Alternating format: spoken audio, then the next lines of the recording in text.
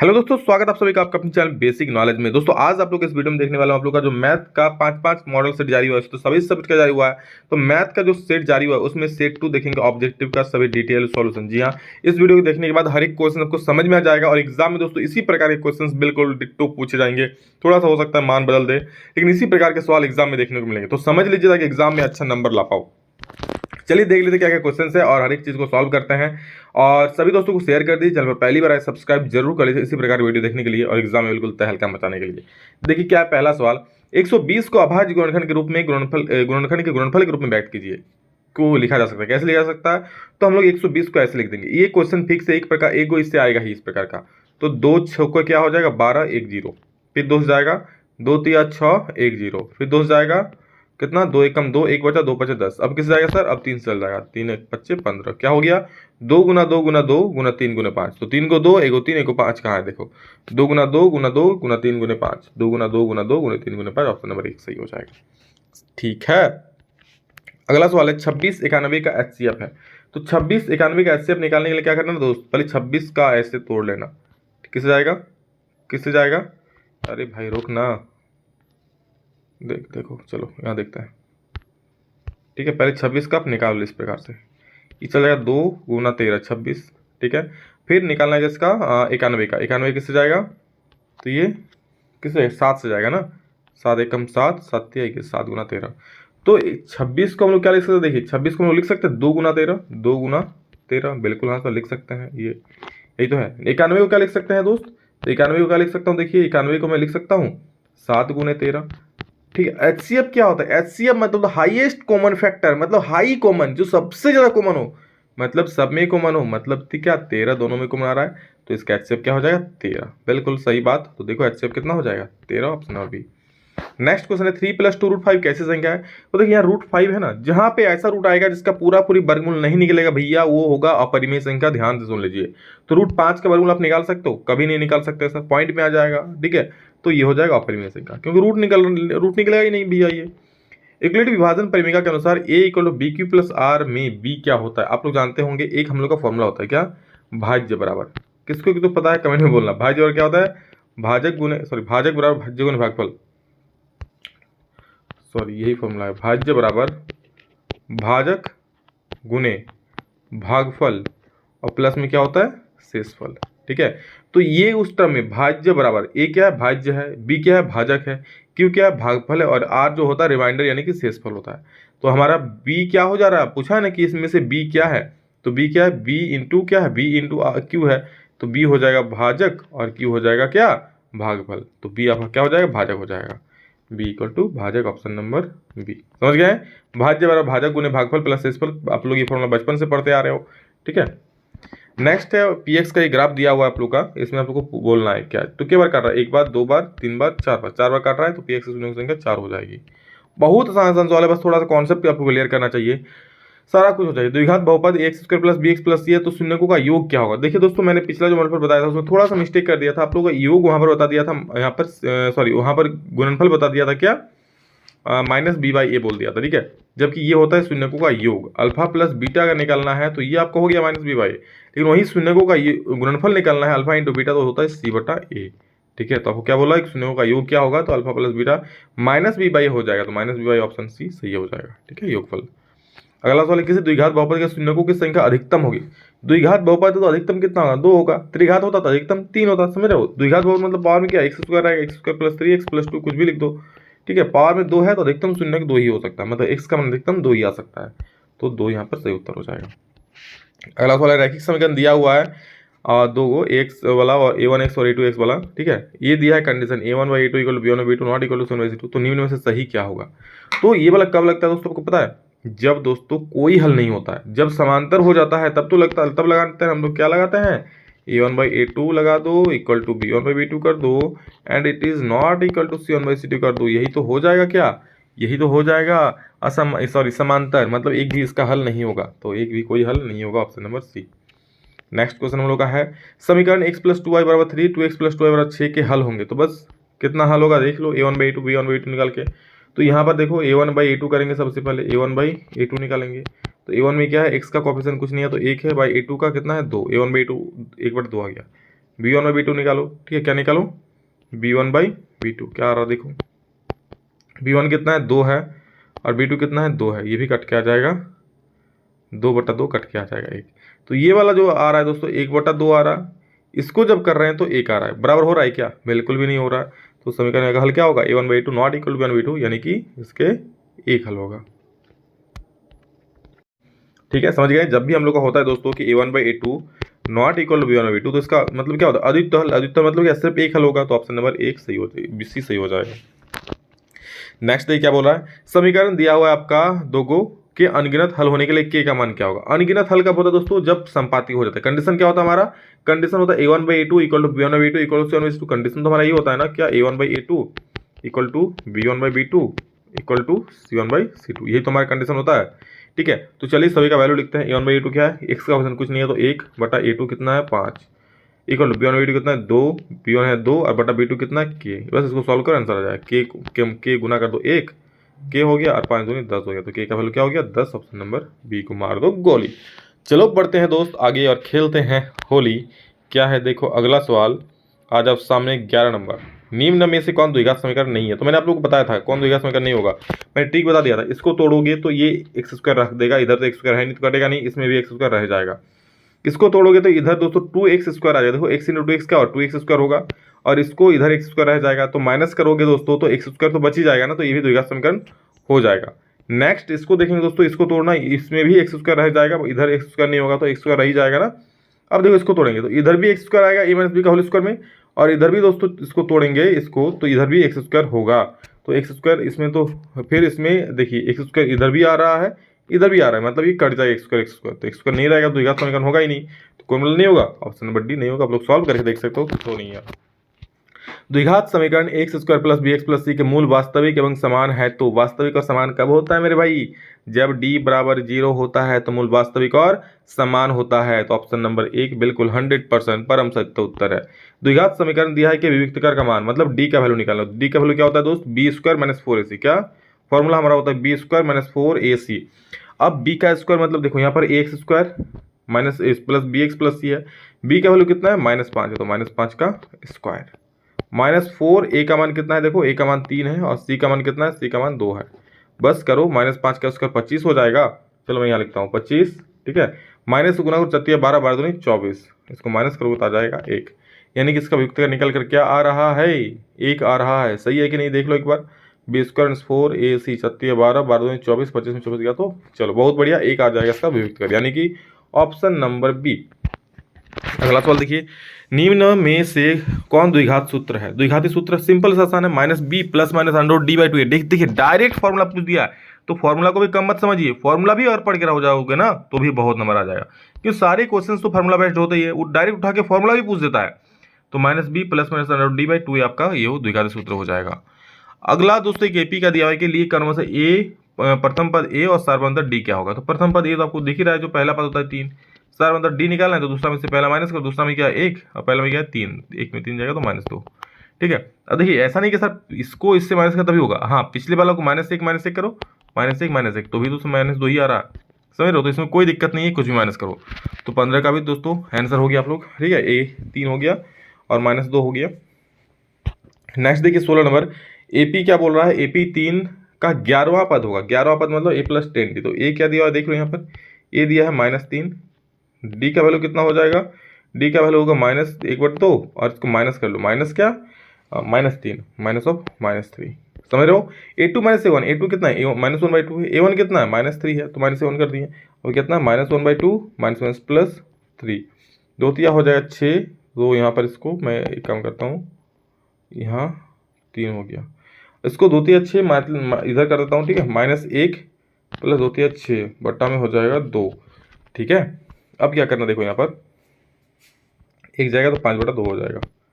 ठीक है, तो 5/2 आपका डी का वैल्यू हो जा रहा है यहाँ पर। ठीक, और निकालने क्या बोला आपको यहाँ पर? 11वां पद बोला है। 11वां पद मतलब a + 10d, तो याद है डी का वैल्यू 5/2 आया। ठीक है, कोई दिक्कत तो है नहीं, यहाँ पर सारा चीज़ सही है। 2 तिया 6 हो गया और यहाँ पर 6 में गया तो 5/2 सही है, डी का वैल्यू 5/2 आ गया। अब आगे देखो क्या करना है, 5/2 सही हो गया। आगे क्या करना है देखो, 11वां पद होता है a11 मतलब a + 10d, ए कितना है दोस्त, ए है आप लोग का कितना देख लो, ए है आपका -3, ठीक है, +10, और डी का वैल्यू मैंने निकाला 5/2 निकाला मैंने, आप लोग देखा आप लोगों ने, 2×5 = 10, ये हो जाएगा -3 +5×5 = 25, 25 में 3 जाएगा हो जाएगा 22, जो कि ऑप्शन नंबर बी आपको ताक रहा है, ताकि ऑप्शन बी नंबर आंसर झांकी।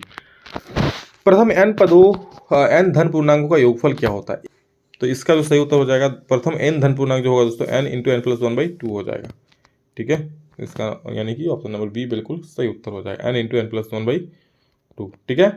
नेक्स्ट आकृति 2 को दिया, इसमें प्रयुक्त समरूपता कसौटी है, क्या होगा, तो कौन सा समरूपता कसौटी इसमें यूज होगा दोस्त, तो ए पी के बराबर है, बी क्यू के बराबर है, सी आर के बराबर है, मतलब A B C P Q R तो समरूप है, कौन नियम से, तीनों कौन है ना, तो तीनों ए नियम से हो जाएगा। अगला सवाल है कि एक समलंब एबीसीडी जिसके ए बी समांतर सी डी है, ठीक है, परस्पर बिंदु ओ पर प्रतिच्छेद करते हैं, ए बी बराबर 2 सी डी हो, इस प्रकार से एक समलंब है, ठीक है, ये देख लो, ये एक समलंब है, नाम क्या है, A B C D, A B C D, समझ गए, कोई दिक्कत बिल्कुल नहीं। परस्पर बिंदु ओ पर प्रतिच्छेद, इसके जो विकर्ण है दोस्तों यहाँ पर प्रतिच्छेद कर रहा है, ओ पर, यहाँ काट रहा है। अब क्या बोल रहा है, यदि ए बी बराबर 2 सी डी है, ए बी बराबर जो है ना आपका 2 सी डी दिया हुआ है, ए और ये मिला करके, मतलब दो को सी डी मिला करके वो भी होगा, ये दिया हुआ है, समझ गए, हो तो त्रिभुज ए ओ बी, तो सी ओ डी के क्षेत्रफल का अनुपात क्या होगा, तो अगर होगा तो सी ओ डी और ए ओ बी और सी ओ डी का क्षेत्रफल का अनुपात क्या होगा, तो हम लोग जानते हैं, देखिए ये दो त्रिभुज का बोला, किसका, ए ओ बी, तो ए ओ बी तो ये वाला त्रिभुज हो रहा है, सी ओ डी ये वाला त्रिभुज हो रहा है, ठीक है, दो त्रिभुज दोस्तों आप लोग का इसमें क्षेत्रफल का अनुपात निकाला है, दोनों काफी, देखिए किस प्रकार से हम लोग करते हैं यहाँ पर, देखिए ये जो त्रिभुज दोनों होगा ना समरूप होगा, ठीक है, एक रूल होता है, कैसे, ये आप लोग का ये कोण बराबर हो जाएगा, शीर्षामुख कोण है, ये कोण और ये कोण बराबर है, एकांतर कोण है, ये कोण और ये कोण भी बराबर है, एकांतर कोण है, ठीक है। तो क्या करना है आपको ज़्यादा कुछ नहीं करना है, सिर्फ लिखना है, क्या लिखना है सर, तो area of triangle A O B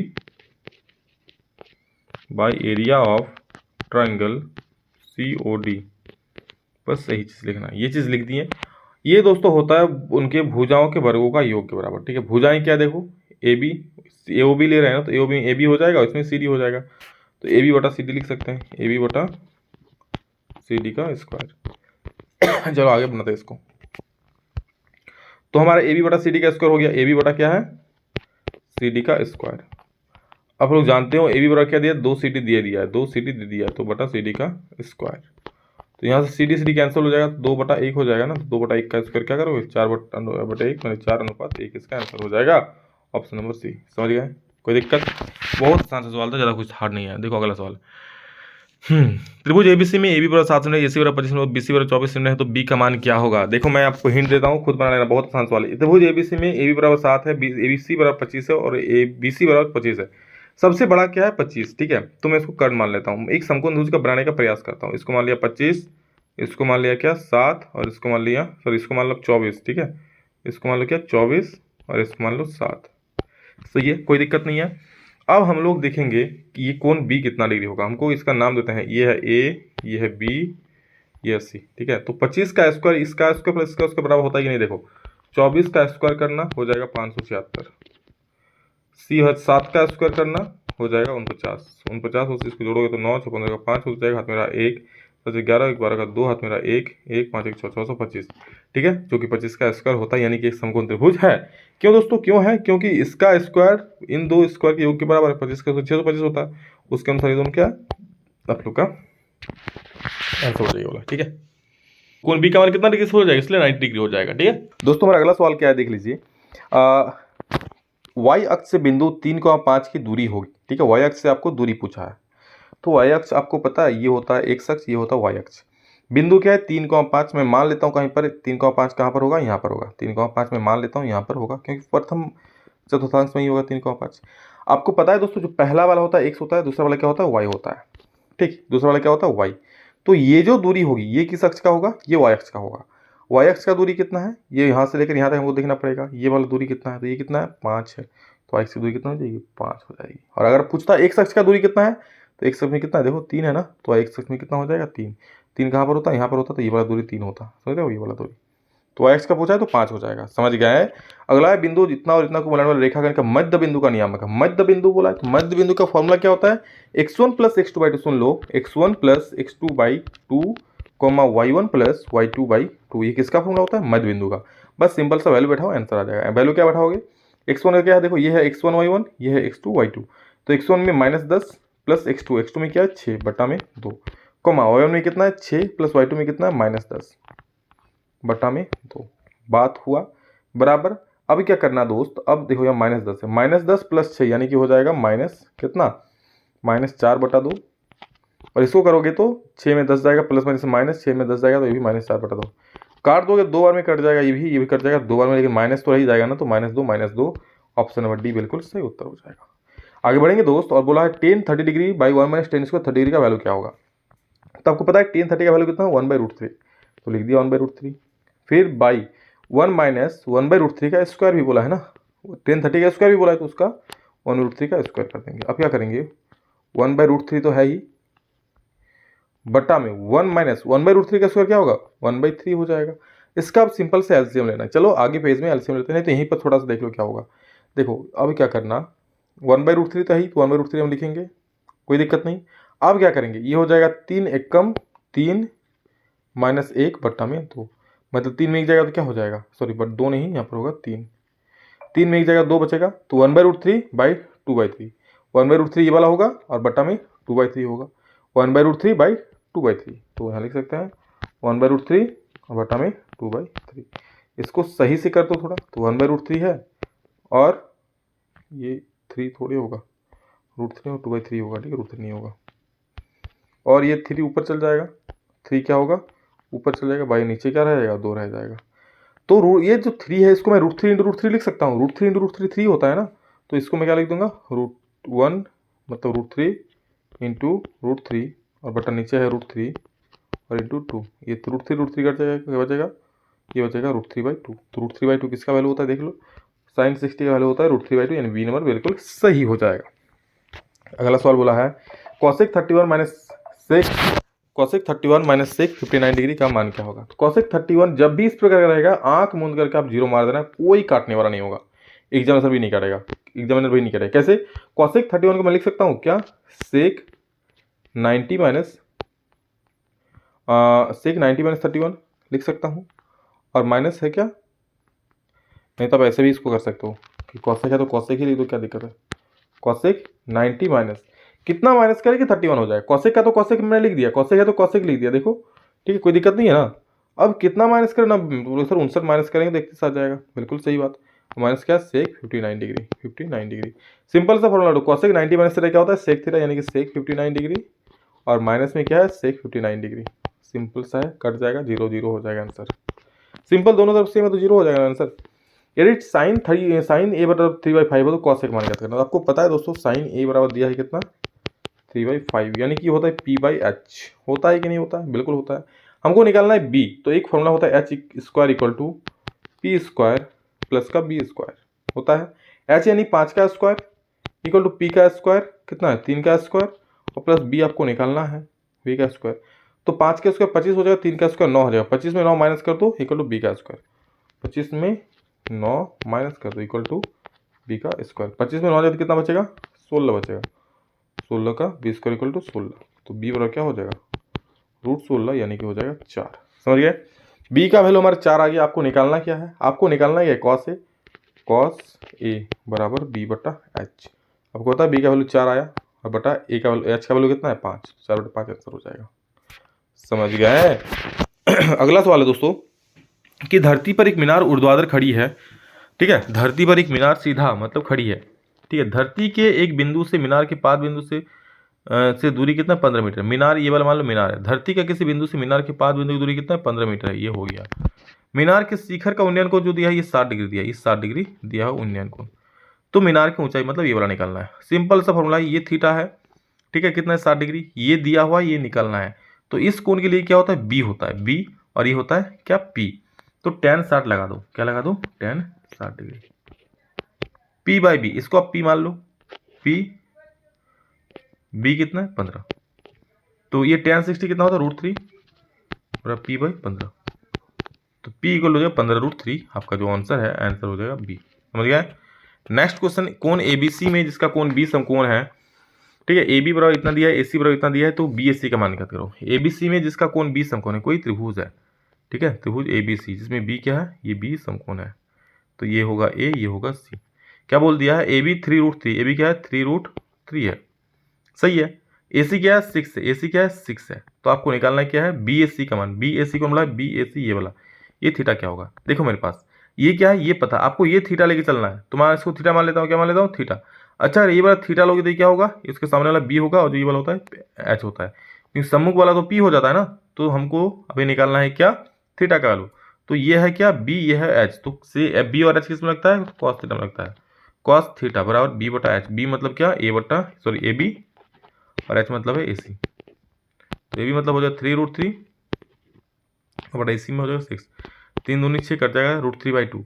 cos theta √3/2 कब होता है, कॉस थीटा √3/2 कितना डिग्री होता है बोलो, थीटा का मान कितना हो जाएगा कि कॉस थीटा है √3/2, तो थीटा का मान कितना डिग्री होने पर √3/2 होगा। तो आपको पता है दोस्तों कॉस कितना होता है 30 डिग्री। जी हाँ, कॉस 30 डिग्री √3/2 होता है, यानी कि आपको कॉस 30 इसका सही उत्तर हो जाएगा। ठीक है, कॉस 30 सॉरी यहाँ पर 30 डिग्री, तो यहाँ पर बिल्कुल वही आंसर हो जाएगा 30 डिग्री, ऑप्शन नंबर ए। ठीक है, BAC का मान क्या हो जाएगा 30 डिग्री। नेक्स्ट क्वेश्चन दोस्तों हमारा क्या, देख लो, किसी वृत्त की स्पर्श रेखा उसे कितने बिंदु पर करती है। वृत्त की स्पर्श रेखा सिर्फ एक बिंदु पर ही प्रदर्शित करती है, यहाँ पर बस।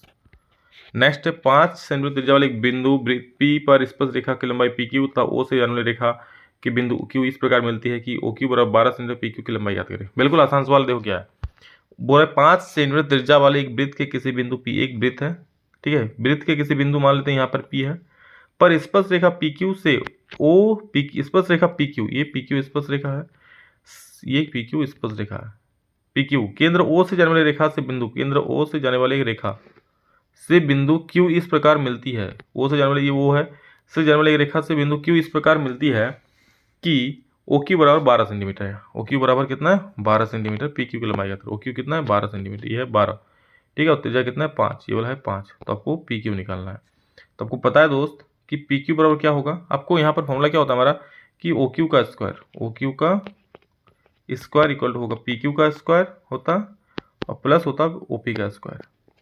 ठीक है, तो OQ का स्क्वायर, OQ कितना है 12, तो लिखेंगे दोस्त 12 का स्क्वायर बराबर क्या है PQ दिया हुआ है कि निकालना है, तो PQ की लंबाई निकालनी है, तो PQ का स्क्वायर ही रहने दो, और प्लस OP का स्क्वायर, तो प्लस OP कितना है, OP आपका 1 मिनट, OQ सही है, OP आपका 5, ठीक है 5 है तो 5 का स्क्वायर, तो बस PQ यहाँ से निकाल लो, PQ का स्क्वायर, ठीक है,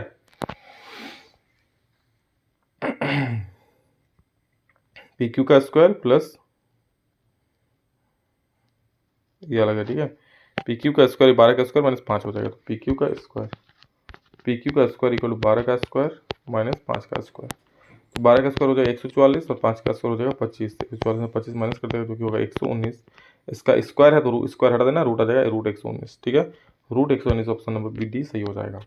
अगला सवाल है क्या बोल रहा है, O केंद्र वाले वृत्त में PT तथा TQ वृत्त की दो स्पर्श रेखाएं इस प्रकार है, PT तथा TQ इस प्रकार से, O केंद्र वाला, इसका केंद्र क्या है O, ठीक है, यहाँ पर क्या बोला TP और TQ, ये TP और ये TQ तो स्पर्श रेखाएं हैं, ठीक है, इस प्रकार है कि POQ ये P है ये Q है, POQ कितना डिग्री है 80 डिग्री है, ठीक है, ये 80 डिग्री है, तो PTQ को मानेगा PTQ, याद है दोस्तों ये कोण और ये कोण मिला के होता है 180 डिग्री, ये कोण प्लस ये कोण मिला करके 180 डिग्री, तो ये तो बोल ही दिया 80 डिग्री, तो ये कितना हो जाएगा 100 डिग्री, ऑप्शन नंबर D हो जाएगा।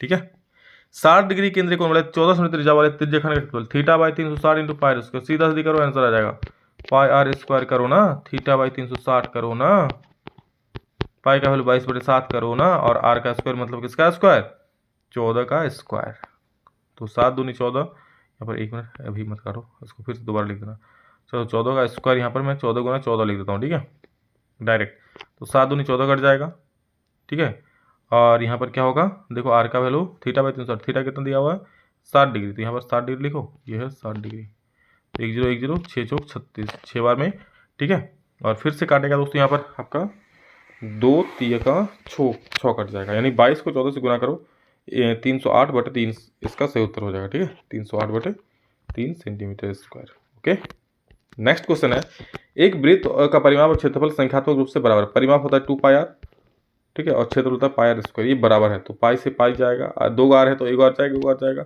r बराबर कितना हो गया, ये r बराबर कितना हो गया 2 मात्रक होगा, इसको याद रखना। अगला सवाल है, r त्रिज्या वाले वृत्त के चतुर्थांश का क्षेत्रफल। आपको पता है दोस्तों, वृत्त के चतुर्थांश का होता है 1/4 πr स्क्वायर। ठीक है, तो यहाँ की ऑप्शन नंबर सी सही हो जाएगा। नेक्स्ट क्वेश्चन है, r त्रिज्या वाले और h ऊंचाई वाले बेलन का आयतन होता है πr स्क्वायर h, तो ऑप्शन नंबर ए सही हो जाएगा।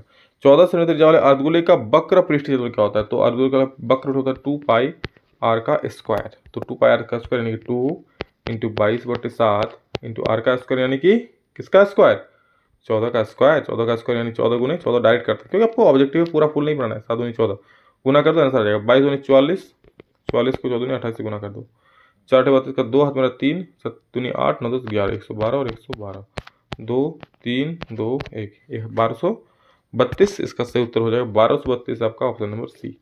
नेक्स्ट क्वेश्चन है, यदि किसी घनाभ की लंबाई चौड़ाई और ऊंचाई दिया हो तो घनाभ का आयतन क्या हो जाएगा, तो L × B × H, option number क्या ए सही हो जाएगा।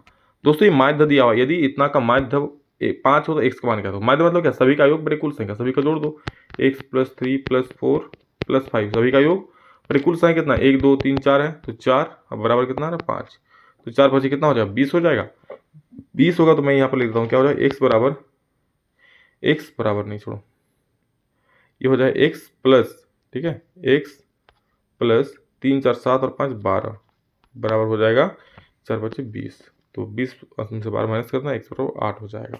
x बराबर 8, 1 मिनट, ये सही हो जाएगा। ठीक है, और 38वां सवाल है, वर्ग अंतराल में उच्च सीमा एवं संचय बारंद के बीच खींचे गए आलेख को कहते हैं। ठीक है, वर्ग अंतराल में उच्च सीमा, जब भी उच्च सीमा आएगा तो ये कम प्रकार का त्वरण होगा, ध्यान देना, जब भी उच्च सीमा का नाम आएगा तो कम प्रकार का त्वरण होगा, से कम प्रकार का त्वरण, ये आंसर हो जाएगा। घटना ई की प्रायिकता प्लस घटना ई नहीं की प्रायिकता दोस्तों दोनों मिलकर 1 हो जाता है। ठीक है, तो 1 इसका सही उत्तर हो जाएगा। नेक्स्ट और अंतिम सवाल है, एक साथ 2 सिक्कों को उछालने पर क्रम से कम हेड आने की प्रायिकता, हेड यानी एच या टेल जो आपको बोलो, तो एक आने हेड आने की प्रायिकता क्या है, एक कुल कितना है 2, तो 1/2 इसका परिमाप हो जाएगा। समझ गए क्यों, हेड आने की प्रायिकता, या तो हेड आ सकता है, इस सिक्का को उछालो तो क्या आएगा भाई, हेड आएगा, या टेल एक ही तो आएगा, तो हेड आने की प्रायिकता क्या है, हेड कितना है 1 बार आ रहा है, बटे कुल कितना है 2 ना, है ना, 1 और 2, तो 1/2 इसका सही उत्तर हो जाएगा, ऑप्शन नंबर ए। ठीक है, चलिए आप लोगों का सेट 2 कंप्लीट है, अब सेट 3 आप लोगों का कंप्लीट होगा। ये देखिए दोस्तों, रात के कितना बज रहा है आप लोग देख लीजिए, रात के 10:43 हो रहा है, आप लोगों के लिए वीडियो रिकॉर्ड हो रहा है, तो प्लीज़ सब्सक्राइब कर दीजिएगा, और ताकि मुझे भी अच्छा लगे, मुझे मोटिवेशन मिले आप लोगों के लिए अच्छा वीडियो बनाने को। चलिए पढ़िए अच्छे से, बहुत बढ़िया नंबर आएगा, मेरा आशीर्वाद आप सभी के साथ हमेशा है। Love you all, thank you, love you दोस्तों, अभी के लिए इतना ही, फिर नेक्स्ट वीडियो में जल्द मिलेंगे, तो चलिए जय हिंद, वंदे मातरम।